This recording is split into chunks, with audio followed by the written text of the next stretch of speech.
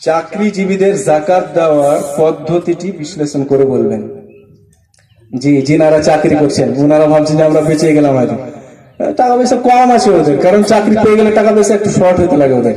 এই যে আমার বড় ভাই মোবারক দাদা বসে আছে, আমার সিনিয়র 1 বছরে চাকরি পেয়ে গেছে এখন, না তো ভাববে ওরকম হয়তো হিসাব আল্লাহ নিবে, আমরা হিসাব নিয়ে আর নাইনি। ইনাদের ব্যাপারে ইনারা ওই যে প্রথম যেটা আমি অংশ বললাম, সোনা চাঁদির হিসেবটা বললাম, মানে এরা টাকা ইনকাম করছে এবং রোজগার করছে, এদের ব্যাংক ব্যালেন্স যদি এত টাকা জমা হয়ে যায়, 1 বছর অব্দি জমা থাকে, যে ওতে যাকাত ফরজ হয়েছে, তাহলে যাকাত নেবে। কিন্তু যদি উনারা ইনকাম করছেন ব্যয় হয়েছে, ইনকাম করছেন ব্যয় হয়েছে, 1 বছর অব্দি কোনো টাকা জমা থাকে না, তাহলে ওনাদের যাকাত লাগবে না। কিন্তু যদি ওনাদের কাছে টাকা 1 বছর অব্দি জমা থাকে, যত টাকাতে যাকাত ফরজ হবে, তাহলে ওরাকে যাকাত লাগবে। যদি আপনি পিএফ এর কথা বলে থাকেন, এখানে ওটা কথা লিখেননি, বলে থাকেন, তাহলে এই ব্যাপারে ওলামাদের মতভেদ আছে। অনেক ওলামা বলেছেন যে না, বছর বছর হিসেব করে ওকে যাকাত দিয়ে দিতে হবে। আবার অনেকে বলেছেন কি যে না, শেষে যখনও পাবে তখনও 1 বছরের যাকাত দিয়ে দিবে, তারপরে তখন এই সিস্টেমে চলবে। আল্লাহু আ'লাম বিসওয়াব। যেটা আমাকে সঠিক মনে হচ্ছে, মানে পড়াশোনা করে আর কি, যখন পিএফ এর টাকা সম্পূর্ণ আপনি পাবেন, তখন যাকাত একবার দিয়ে দিলেন, এরপরে বাৎসরিক হিসাবে আপনার টাকা যদি যতটাতে যাকাত খরচ হয় ততটা হয়, আপনি বাৎসরিক হিসাবে দিতে থাকবেন। আল্লাহু আ'লাম বিসওয়াব।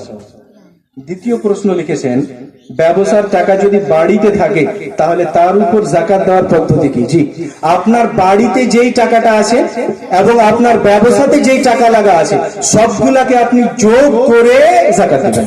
সবগুলাকে যোগ করে আপনি যাকাত দিবেন, কারণ ব্যবসার টাকা, বাড়িতে থাকা টাকা, সবগুলোর হিসেব যাকাতের একই, সেহেতু আপনি সবগুলাকে যোগ করে 40% ভাগ করে 1 ভাগ যাকাত দিয়ে দেবেন।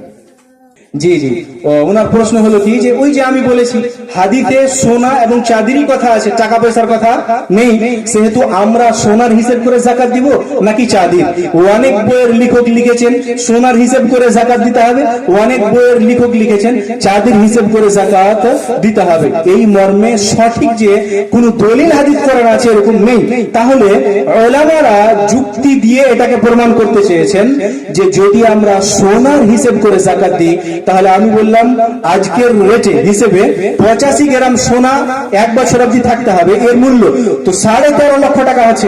তো 13.5 লক্ষ টাকা এই গ্রামে কয়জন মানুষের কাছে 1 বছর অবধি থাকছে? খুব অল্প সংখ্যক মানুষ কিন্তু।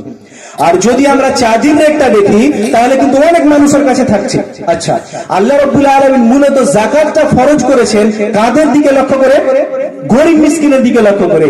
তো আমরা যদি সোনার হিসাব করতে যাই, তাহলে কিন্তু হয়তো শতকরা 1টাই লোকের উপরে যাকাত ফরজ হবে। ওখানে কিন্তু গরিব মিসকিনেরা হয়তো ওরা পর্যাপ্ত হক ওরা পাবে না, হয়তো পাবে না। কিন্তু যদি চাঁদের হিসাব করতে যায়, তাহলে কিন্তু ফকির মিসকিন পর্যাপ্ত পরিমাণে ওদের হক ওরা পাবে। ওই জন্য জমহুর উলামার মতামত এটাই, এবং এটাই আল্লাহু আ'লাম বিসওয়াব রাজিহ সঠিক মনে হচ্ছে। সোনার বিবেচনাটা আমাদের করা ঠিক হবে না। আল্লাহু আ'লাম বিসওয়াব।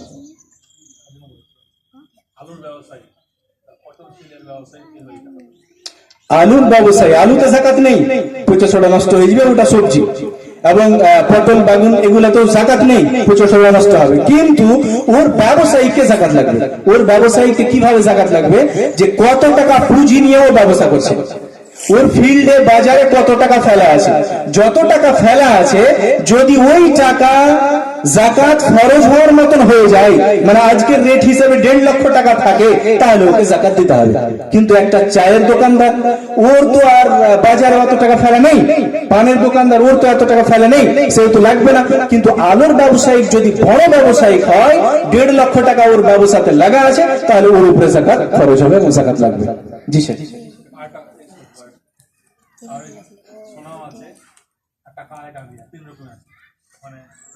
আল্লাহু আ'লাম বিসওয়াব। যদি কাউরির বাড়িতে সোনা আছে, ওর বউ পরে আছে, চাঁদি আছে, ওটাও পরে আছে, টাকাও আছে, তো 3টাকে মিলিয়ে আপনাকে যাকাত দিতে হবে না। আল্লাহু আ'লাম বিসওয়াব। আলাদা আলাদা করেই যদি নেশাব পরিমাণ পৌঁছায়, তাহলে আপনাকে যাকাত দিতে হবে। সোনা যেটা পরে আছে ওটা যদি আপনার 85 গ্রাম হয়, যাকাত লাগবে। চাঁদি পরে আছে ওটা যদি 595 গ্রাম হয়, যাকাত লাগবে।